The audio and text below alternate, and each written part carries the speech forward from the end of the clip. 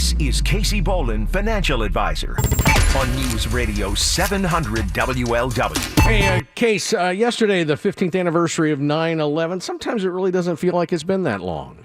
No, it's one of those moments in life that the memory of the event is so vivid. You say 9/11, you remember where you were when you first heard about the images in your mind. You remember the feelings of shock, horror, and sadness.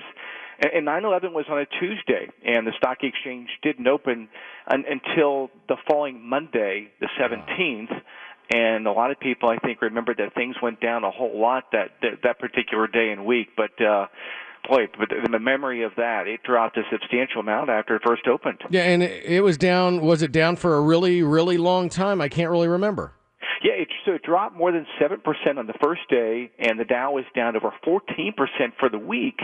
So, imagine buying on September the 10th, the day before, how long it would have taken for an investor to be back in positive territory. I think for most people, they would think it'd be a long time. But believe it or not, it was just 2 months.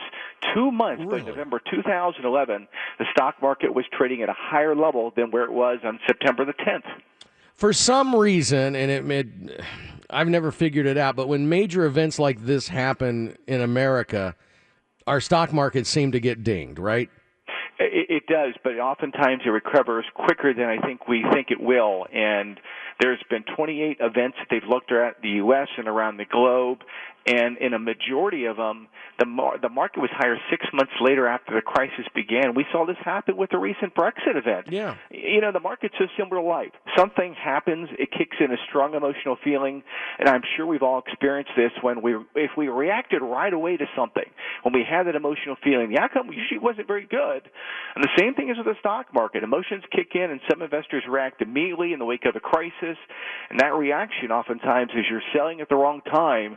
So if you feel you need to do something, consider rebalancing your portfolio, which means that you're actually going to buy at a lower point and sell at a higher point at some point. And reflecting back, though, key words that I can remember from that event, the resilience, how resilient our nation was, and the power of hope was.